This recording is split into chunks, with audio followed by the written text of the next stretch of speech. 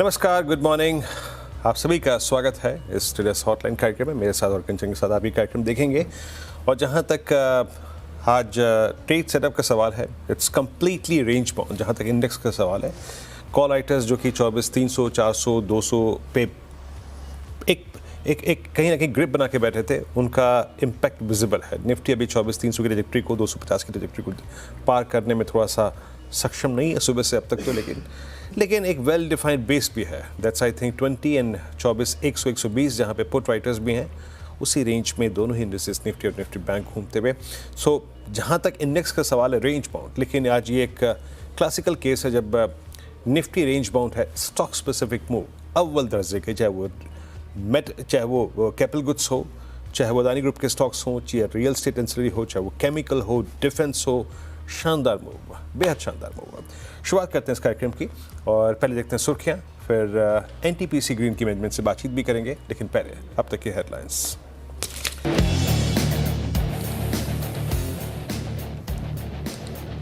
बाजार में लगातार तीसरे दिन कंसोलिडेशन का मूड कायम। निफ्टी फिलहाल 24,200 के स्तर पर कर रहा है कारोबार। मंथली एक्सपायरी के दिन निफ्टी बैंक भी काफी रेंज बाउंड। मिड कैप और स्मॉल कैप में आज भी तेजी कायम। सरकारी कंपनियों कैपिटल गुड्स और ऑटो शेयर्स में आज खरीदारी का मूड। पीएसयूज में बीएल, एचएल और कोल इंडिया करीब 2% ऊपर। वहीं एफएमसीजी शेयर्स में आज दिख रही है हल्की प्रॉफिट बुकिंग। चौथी तिमाही में छद्दी जो सिमंस में जोरदार तेजी, शेयर करीब 4% तेजी के साथ वादा का टॉप किया। Q4 में कंपनी का मुनाफा करीब 45% बढ़ा, मार्जिन में सुधार और एंटीक ने मौजूदा भाव के करीब 22% ऊपर के दिए लक्ष्य। एनटीपीसी ग्रीन एनर्जी की 3% प्रीमियम के साथ 111 रुपए के करीब लिस्टिंग। हल्की लिस्ट होने के बाद शेयर में और बड़ी तेजी, करीब 2.5 गुना बढ़ा था इशू।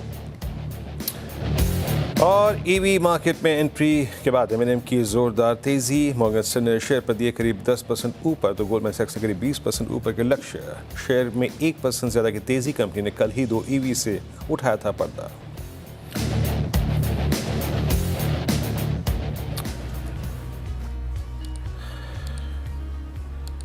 अमित सेठ हमारे साथ मौजूद हैं। अमित सेठ जी से हम बातचीत करेंगे। अमित, एक संक्षेप में इंडिसेस पे आपका आउटलुक क्या है आज के लिए?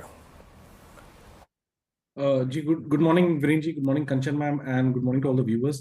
वीरेंद्र जी, डेफिनेटली फ्राइडे और मंडे की रैली के बाद हम थोड़ा सा एक कंसोलिडेशन देख रहे हैं। इंडेक्स लगभग 24,182 पे ट्रेड कर रहा है, जो कि 50 और 20 डेमा के बीच में ट्रेड कर रहा है। जब तक 23,950 2400 इंटैक्ट है, I think it's a buy on dip market.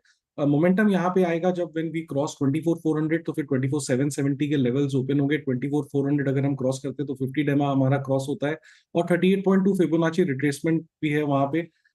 So net net buy on dip, momentum about 24,400। Bank Nifty थोड़ा बेटर प्लेस है, जब तक 51,500 इंटैक्ट है, it's still buy on dip market. और यहाँ पे भी 52,500 एक बार निकलेगा, जो कि एक इसका रेजिस्टेंस रहा है निफ्टी के लिए, तो एक हम अच्छी तेजी निफ्टी बैंक में भी देखेंगे। Well, good morning Amit sir. और ये था ओवरऑल बाजार का व्यू। अब सीधा चलते हैं कॉलर्स के पास और देखते हैं कि आज क्या सवाल आए हैं। सबसे पहले कॉलर जयपुर से हमारे साथ जुड़े हैं सोहन लाल जी। गुड मॉर्निंग सोहन जी, क्या सवाल है आपका? Good morning ma'am. मेरा क्वेश्चन है कि एडा के मेरे पास 1,400 शेयर हैं एडा के, और ये 210 की रेटिव पे लिए हैं, 210 पे लिए हुए हैं। तो मेरे को होल्ड करना चाहिए या सेल करना चाहिए, या मेरे को एवरेज करने के लिए और बाय करनी चाहिए? जी, तो 210 पे खरीदारी है और करंट मार्केट प्राइस 192, 1400 क्वांटिटी। लेकिन पिछले 6 महीने का चार्ट देखें तो लगातार हमें एक डाउनसाइड देखने को मिल रहा है। हालांकि 1 साल के चार्ट पे अच्छे रिटर्न्स कंपनी ने जनरेट करके दिए हैं। अमित सर, क्या लगता है इस टाइम पे किस स्ट्रैटेजी को अपनाया जाए? जी, फिलहाल इरेडा को होल्ड करने की सलाह है, क्योंकि हमने डेफिनेटली एक फॉल देखा है अच्छा खासा है स्टॉक में। लोअर लो लोअर हाइज बने हैं, लेकिन हैविंग सेड दैट स्टॉक अब एक सपोर्ट पे है। रिसेंटली स्टॉक ने अपना 200 डेमा रीगेन किया है, और जिस हिसाब से प्राइस पैटर्न्स बने हैं यहाँ पे, प्राइस और आरएसआई का डाइवर्जेंस है, विच सेज की एक थोड़ा सा बाउंस यहाँ पे पॉसिबल है। मोमेंटम यहाँ पे आएगा जब हम 208 के ऊपर निकलेंगे, जहाँ पे 50 डे एक्सपोनेंशियल मूविंग एवरेज है। But in the mean while आप इसे होल्ड करें, 183 का एक टाइट स्टॉप लॉस लगाएं, slowly and steadily stock will inch towards 200 205। जब वहां पे पहुंचेगा तो हम एक बार फिर से इसको रिव्यू कर लेंगे। तो ये थी राय आयरेडा पे होल्ड की इस टाइम पे सलाह है। आगे बढ़ते हैं, मुंबई से हमारे साथ जुड़े हैं प्रभाकर जी। गुड मॉर्निंग प्रभाकर जी, क्या सवाल है आपका? गुड मॉर्निंग मैडम, मेरे पास नाल्को के 1000 शेयर्स है, 230 के भाव से लिया हुआ है, और दूसरा है टाटा पावर 550 2000 शेयर। ओके, ठीक है, शुरुआत करते हैं नाल्को के साथ। नाल्को के जो शेयर है 1000 क्वांटिटी है, 230 is a buying price, buying से अभी थोड़ा सा ऊपर ही है शेयर। अमित सर, आगे चल के कितने लक्ष्य देखने को मिल सकते हैं? 52 हफ्ते का जो ये हाई है कब तक छू सकता है नाल्को? जी, नाल्को ने अपना 52 वीक हाई रिसेंटली लगाया था, 3 से 4 दिन पहले लगभग 263 का हाई इसने टच किया था। ओवरऑल स्ट्रक्चर यहाँ पे पॉजिटिव है। अगर मेटल्स में हम देखें तो it is one of the strongest relative strength इसी काउंटर में है। जब बाजार में हम इतनी भारी गिरावट देख रहे थे तब भी ये अपने लेवल्स होल्ड कर रहा था अच्छी तरह से और अपने की मूविंग एवरेजेस के ऊपर ट्रेड कर रहा था। 2-3 दिन से हम इसमें पुल बैक जरूर देख रहे हैं, but that is a ordinary profit booking pull back. तो होल्ड करने की सलाह है। 20 डेमा लगभग 237 के आसपास है, 236 के स्टॉप के साथ बने रहे। recent highs जो 263 264 that they are quite possible once they are taken out, 280 285 आ सकता है। तो 237 के स्टॉक के साथ नेशनल एल्यूमिनियम में आप बने रहे। दूसरा स्टॉक इन्होंने कहा टाटा पावर, यहाँ पे भी बने रहने की सलाह है। स्टॉक ने रिसेंटली अपना 200 डेमा रिगेन किया और अगर चार्ट्स को हम देखें तो 400 रुपया एक इसका बहुत ही अहम और स्ट्रॉन्ग सपोर्ट है। ये अलग बात है कि इनका लॉस अच्छा खासा 134 रुपीज का लॉस मैं स्क्रीन में देख रहा हूँ। रिसेंट ये नहीं कह सकता कि रिसेंट हाइज इमीडिएटली आ जाएंगे, बट जिस हिसाब से जिस जोन पे ये ट्रेड कर रहा है अब यहाँ पे एग्जिट करने की सलाह नहीं है। तो 400 के स्टॉप के साथ टाटा पावर में बने रहे। ओके, ये व्यू था टाटा पावर पे। आई होप आपको एक राय मिल गई होगी। इस बीच आइए चलते हैं अब टाटा एनटीपीसी ग्रीन की मैनेजमेंट की तरफ। और आज लिस्टिंग हुई, आपके बाद लिस्टिंग को के बाद जो गेंस है उसको दिखाते हैं स्क्रीन पे। करीब उस वक्त 6% लिस्टिंग गेंस थे और लिस्टिंग पर और आगे की योजना पर नाउ इट्स आई थिंक 122। शानदार, आई मीन बिल्कुल शानदार। अब 13.5% ऊपर ट्रेड करता हुआ एनटीपीसी ग्रीन्स। हमारे साथ बातचीत करने के लिए कंपनी के चेयरमैन और मैनेजिंग डायरेक्टर श्री गुरदीप सिंह और डायरेक्टर फाइनेंस जय कुमार श्रीनिवासन साहब जुड़े हैं। आप दोनों को नमस्कार, शुभकामनाएं आपको इस शानदार लिस्टिंग के लिए। और ये लिस्टिंग धीरे धीरे समय जैसे जैसे बीत रहा है और अच्छी होती जा रही है। बट मैं जानना चाहूँगा सर आपसे एग्जैक्टली गुरदीप जी, अब आज इतनी अच्छी लिस्टिंग के बाद आगे के अपने जो अगले 3-4 वर्षों के 3 से 5 वर्षों के जो आपके कैपेसिटी एडिशन के प्लान्स है इन अक्रॉस ऑल सेगमेंट्स, वो क्या क्या है? धन्यवाद। देखिए, आप जैसा जानते हैं कि एनटीपीसी ग्रीन एनर्जी जो है वो सोलर, विंड, स्टोरेज और ग्रीन मॉलिक्यूल के लिए इसके 4 पहलू होंगे। और फिलहाल हमारा जो कमीशन कैपेसिटी है वो है 3300 मेगावाट। और अभी हमारा जो काम चल रहा है ऑलमोस्ट 6 से 8 स्टेट्स के अंदर, वो जो कि डिफरेंट स्टेजेस पे है। और हम इस साल मार्च तक मतलब मार्च 25 तक ये 3000 मेगावाट और कमीशन करेंगे ताकि हमारी कमीशन कैपेसिटी 6000 मेगावाट हो जाएगी। उससे अगले वित्त वर्ष में ये 5000 मेगावाट कमीशन करेंगे जो कि बढ़ के 11000 मेगावाट हो जाएगी। और उससे अगले वित्त वर्ष मतलब 26-27 मार्च तक ये बढ़ करके 19000 मेगावाट हो जाएगी। 8000 मेगावाट हम कमीशन करेंगे उस साल में और ये 19000 मेगावाट हो जाएगी।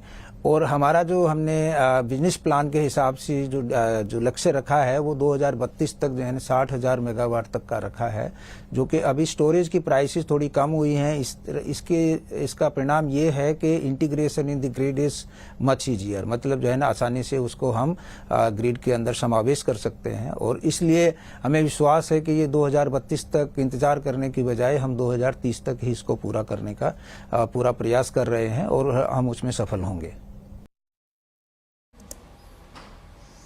अच्छा, अगर आप बीते 1 वर्षों को देखें सर, वहाँ पे जो solar power prices per unit है उनमें काफ़ी डिक्लाइन है सब्सटेंशियल, और रीसेंट बिट्स में वो क्लियरली विजिबल भी था। आपका सेंस क्या कहता है, ये प्राइस किस डायरेक्शन में जा रहे हैं और सोलर पावर जो है वो क्या मोर पॉपुलर होगी? स्पेशली जो सोलर पैनल प्राइसेस हैं जब से वो रिड्यूस हुए हैं, ये प्राइस नीचे आए हैं, एग्जैक्टली सोलर पावर स्पेस पे आपका व्यू क्या है? ये बिल्कुल आपने ठीक कहा। देखिए, हमने जब यात्रा शुरू की थी तो वो तो ऑलमोस्ट जो है ना 15 से 17 रुपए पे शुरू की थी। अगर आप जाएं जो है ना 2009-2010 पे, और जो जिस तरह से जो प्राइसेस करेक्ट हुए हैं और जो इकोनॉमी ऑफ स्केल हुआ है और जो टेक्नोलॉजी डेवलपमेंट है, उसका फायदा तो जो है ना ग्राहक को मिलना ही चाहिए। और अगर प्राइसेस कम होती हैं तो उसी हिसाब से जो बिजली की जो कीमत है वो भी कम हो जाएगी। और इसीलिए ये जो पहले आपने बताया कि 3.5 रुपये या 4 रुपये थी, वो अभी आकर के 2 रुपये 60 पैसे हो गई है। लेकिन इस बारे में आपको ये मैं बताना चाहूँगा कि हम जब प्रोजेक्ट करते हैं उस समय पर जो इन्वेस्टमेंट डिसीजन लेते हैं उस समय पर ना हम ये कैलकुलेट करते हैं कि किस तरह का इसमें जो है वो प्रॉफिटेबिलिटी होगी, और इनपुट कॉस्ट सारी की सारी उस समय के हिसाब से हम उसके अंदर कैलकुलेट करते हैं। तो ये अच्छी बात है। अगर प्राइसेस और कम आएंगे तो और इसका बिजली के भाव भी और कम आएंगे, और उसके साथ में ये भी जरूर होगा कि ज़्यादा तेज़ी से बढ़ पाएंगे और वॉल्यूम का भी फायदा होगा। प्रॉफिटेबिलिटी तो एक जगह पर है और साथ में वॉल्यूम ग्रोथ भी होगा, तो और ज़्यादा टोटल प्रॉफिट और बढ़ेगा। ओके, अच्छा, इनफैक्ट मिस्टर कुमार, सिंस आपके डिफरेंट सेगमेंट्स में आपके कैपेसिटी एक्सपेंशन के प्लान्स हैं, तो ये आप कितना डेट रेज करेंगे अप्रॉक्सीमेटली अगले 4 से 5 साल के बीच में? आपका जो डेट इक्विटी रेशियो है वो कहाँ तक जाएगा, किस रेंज में रोटेट करेगा? जी बिल्कुल, हम लोगों का जो कैपेसिटी एडिशन रहेगा, कैपिटल एक्सपेंडिचर हम ब्रॉडली 80-20 के रेशियो में करेंगे, 4:1। तो इसमें 80% तो डेट हम लोग खड़ा करेंगे। अभी शुरुआत में हमारे पास अभी 7,500 करोड़ का हमने इक्विटी लगा दिया है। With this available another 10,000 crore, तो इक्विटी बेस तो अच्छा रहेगा। आगे चल के भी हमारा इंटरनल अक्रूवल्स जैसे जैसे हमारा कैपेसिटी बढ़ते जा रहा है, इसमें से study stream of internal resource भी जनरेट होगी, इसको भी हम इन्वेस्ट करेंगे। बट हमको कैपेसिटी बढ़ाते समय हमें कमेंशुरेटली हमें इतने लोन रेज करने पड़ेंगे। जिस तरीके से आपने बताया कि कंपनी का एक्सपेंशन प्लान किस तरीके का है और डेट टू इक्विटी रेशियो क्या है, अगर आगे चल के हम लैंड एक्विजिशन की बात करें या साथ ही साथ पैनल प्रोक्यूरमेंट की बात करें, तो कंपनी की किस तरीके से तैयारी है, और मीडियम टर्म विजिबिलिटी की बात करी जाए तो वो किस तरीके की दिखाई दे रही है? देखिए, ये बहुत अच्छा सवाल आपने पूछा है कि आप ये जानते हैं कि हमने राजस्थान के साथ में, आंध्र प्रदेश के साथ में 25-25 हज़ार मेगावाट के लिए जॉइंट वेंचर बनाया है। इसी तरह से महाराष्ट्र के साथ में 10+10 20 हज़ार मेगावाट के लिए जॉइंट वेंचर बनाया है। अगर कल का समाचार आपने देखा है तो छत्तीसगढ़ के साथ भी हमने MOU साइन किया है। इसी तरह से हम बाकी स्टेट्स के साथ काम कर रहे हैं। तो इसमें 2 फायदे ये हैं कि एक तो ये कि लैंड उपलब्ध कराने में स्टेट गवर्नमेंट का साथ मिलता है, जो कि बहुत ज़रूरी है। और उसी के साथ ये भी है कि आप अगर बहुत बड़ा प्लांट लगाते हैं कि जैसे 3,000-4,000 मेगावाट का एक जगह पे लगाते हैं, तो जो पूलिंग स्टेशन है इवैक्यूएशन वाला, वो वहीं पर आ जाता है, रेदर देन कि आप जो है ना अगर 100 मेगावाट 200 मेगावाट या 1,000 मेगावाट लगाते हैं तो आपको उसके लिए इंतजार करना पड़ता है कि कौन से पूलिंग स्टेशन में आपको कनेक्टिविटी मिलेगी। और जो जहाँ तक जो मॉड्यूल का सवाल है, अभी ये बहुत अच्छी बात है कि 50,000 से 60,000 मेगावाट की कैपेसिटी हमारे देश में हो गई है, और इसी तरह से बाकी चीज़ों की भी जो है ना वो कैपेसिटी के ऊपर काम चल रहा है। तो और हमारा किसी के लिए ये नहीं है कि केवल एक ही कंपनी से खरीदना है या 2 कंपनियों से खरीदना है, जो भी सबसे अच्छा जो उस समय पर रेट होगा उसके हिसाब से। और ये बात जरूर मैं आपको बताना चाहूँगा कि हमारी जो टीम है वो बहुत ही सक्षम है इस मामले में। हमने इसके ऊपर पिछले 7 से 8 साल में काम किया है कि वो डिजाइन, इंजीनियरिंग, इंस्पेक्शन, कंस्ट्रक्शन सभी में जो है ना उनकी माहिर हैं वो लोग, और जो भी स्पेसिफिकेशन करते हैं उसी के हिसाब से हमारा जो है वो इक्विपमेंट और जो परचेजिंग होता है, न कि वो जो केवल EPC वेंडर है उसके ऊपर जो है वो जो चाहे वो सप्लाई कर देगा। और इसीलिए हमारा जो CUF है वो बाकी लोगों से कहीं ज़्यादा है। हमारा CUF अभी जो जिसको कैपेसिटी यूटिलाइजेशन फैक्टर बोलते हैं वो हमारा तकरीबन 29 से 30% तक पहुंच गया है, जो कि जो शुरू हुआ था तो उस समय पर ये 22-23% का था, और एवरेज अगर आप देखेंगे तो अभी भी जो है 24-25 के करीब है पूरे देश में। और हम इसके ऊपर बहुत तेजी से काम कर रहे हैं कि किस तरह से कॉस्ट को कंट्रोल में रखें, लेकिन उसके साथ में उसकी क्वालिटी भी जो है ना मेंटेन रखें, ताकि पूरे जो है ना समय तक, केवल 25 साल तक ही नहीं उसके बाद भी चले। जैसे आप सभी को पता होगा कि हमारा जो पहला सिंगरौली का प्लांट था जो कि 1982 में कमीशन हुआ था, वो आज भी 100% के ऊपर चलता है, जो कि अभी 42 साल के बाद भी। तो ये जरूरी है कि डिजाइन, इंजीनियरिंग, कंस्ट्रक्शन बहुत अच्छे से हो और उसका अच्छे से रखरखाव हो। मीडियम टर्म विजिबिलिटी के साथ साथ अगर हम लॉन्ग टर्म विजिबिलिटी भी देखें तो वो भी कंपनी की कहीं ना कहीं काफी क्लियर नजर आ रही है। जैसे कि हम जानते हैं कि रिन्यूएबल एनर्जी पे सरकार का किस तरीके से फोकस है, लेकिन एक फैक्टर और है जो हमें ध्यान में रखना होगा कि जिस तरीके से जो सोलर के प्राइस है वो कहीं ना कहीं चीपर है एज कम्पेयर टू विंड। कहीं ऐसा तो नहीं है कि जो विंड पे फोकस है वो हमें कम होता हुआ नजर आए? अगर आप देखेंगे तो हमने कभी विंड के ऊपर हम कोई बहुत ज्यादा जो है ना एग्रेसिव नहीं थे, क्योंकि उसका एक कारण है कि विंड जो है वो केवल कुछ महीनों में आती है किसी भी स्टेट में, वो चाहे आप गुजरात ले लें या तमिलनाडु ले लें या आंध्रा ले लें, कर्नाटका ले लें, वो कुछ महीनों के अंदर बहुत ज़्यादा होती है और उसके बाद में बिल्कुल नहीं होती। जबकि सोलर जो है वो पूरे साल रहती है, 365 दिन में से तकरीबन 350 दिन तक उपलब्ध रहती है।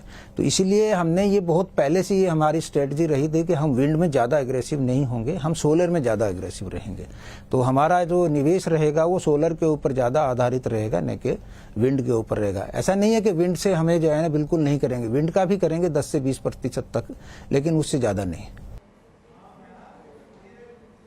काफी अच्छा लगा आप दोनों से बातचीत करके। थैंक यू सो मच आज हमारे साथ जुड़ने के लिए, बढ़िया जानकारी देने के लिए, and all the best for upcoming quarters. Thanks a lot for joining us today. तो चलिए आगे बढ़ते हैं और अब ट्रेडर्स हॉटलाइन का जो मेन थीम है, यानी कि जो कॉलर से बातचीत है, उसको जारी रखते हैं। अगले जो कॉलर है वो हमारे साथ जुड़े हैं और उनका जो सवाल है वो है टाटा मोटर्स के ऊपर। एक बार देख लेते हैं। सवाल मुझे इस टाइम पे दिख नहीं रहा है, तो मैं दूसरा सवाल ले रही हूँ अभी। हालांकि हिमाचल से रवि जी का सवाल है जी। एक बार कॉलर को जोड़ने की वापस से कोशिश करते हैं। हेलो, गुड मॉर्निंग सर, आपको मेरी आवाज आ रही है? आप अपना सवाल पूछ सकते हैं। हॉटलाइन का जो मेन थीम है, यानी कि जो कॉलर से बातचीत है उसको जारी रखते हैं। अगले जो कॉलर। सर आपका टीवी ऑन है, आप एक बार टीवी म्यूट कर लीजिएगा, उसके बाद अपना सवाल पूछ सकते हैं।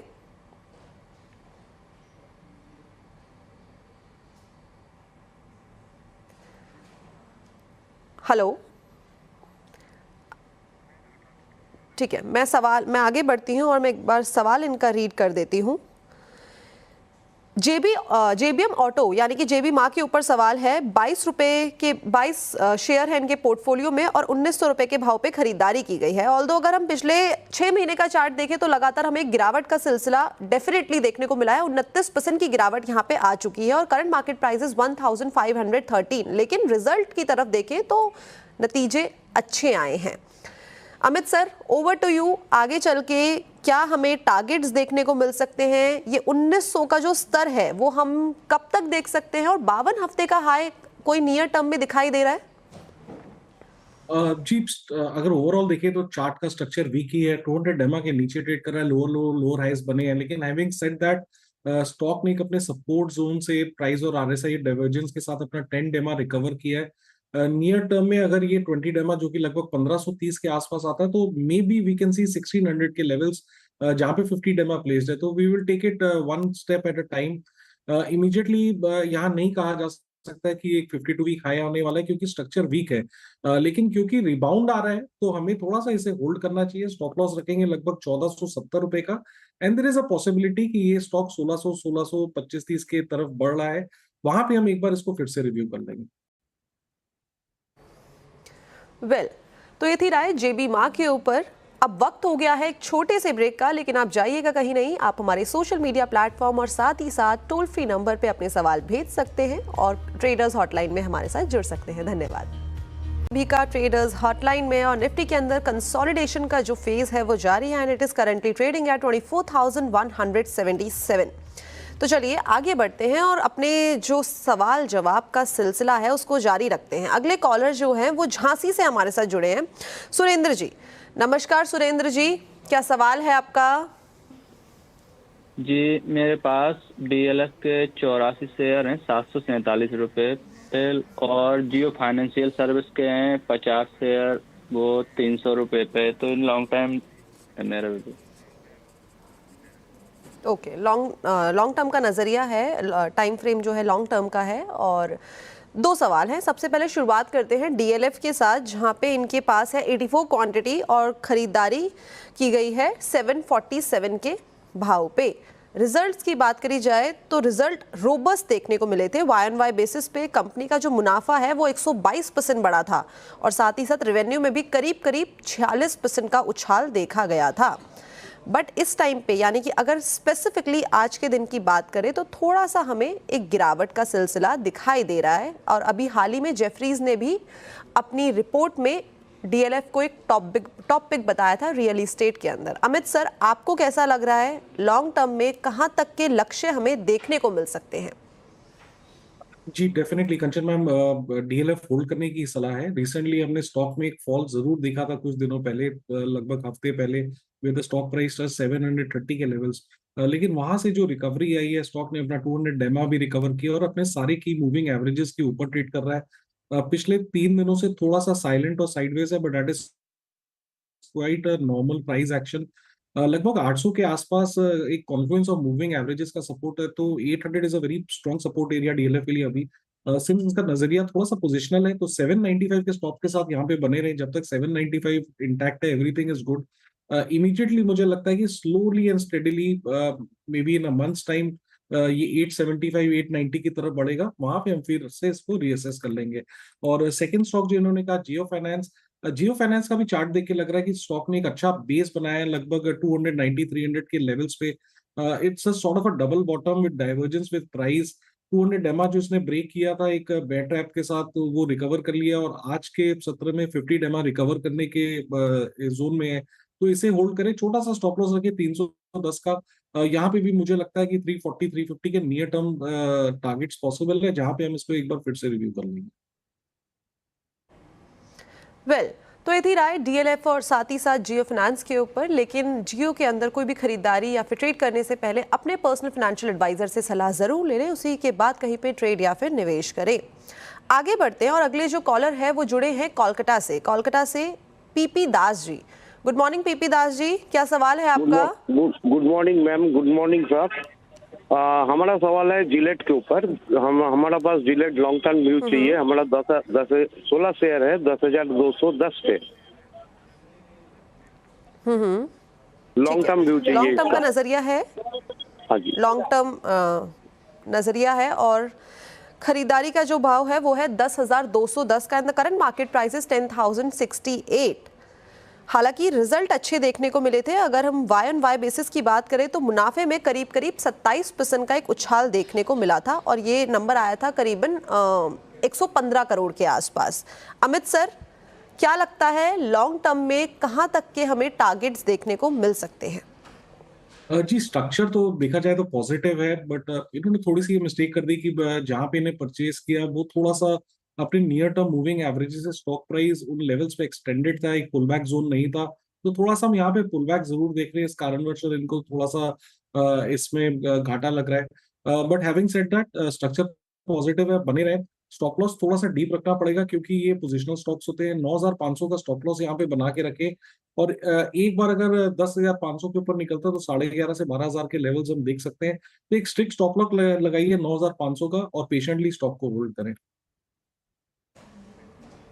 वेल, तो ये थी राय जिलेट में। Thank you so much Amit sir हमारे साथ जुड़ने के लिए, बढ़िया जानकारी शेयर करने के लिए। Thanks a lot for joining us today. Thank you. तो ट्रेडर्स हॉटलाइन में आज के लिए सिर्फ इतना ही। आप अपने सवाल पूछना मत भूलिएगा। सोशल मीडिया प्लेटफॉर्म और साथ ही साथ हमारे टोल फ्री नंबर पे आप अपने डेली के सवाल भेज सकते हैं। कल वापस से मुलाकात होगी, लेकिन अभी के लिए इतना ही। धन्यवाद।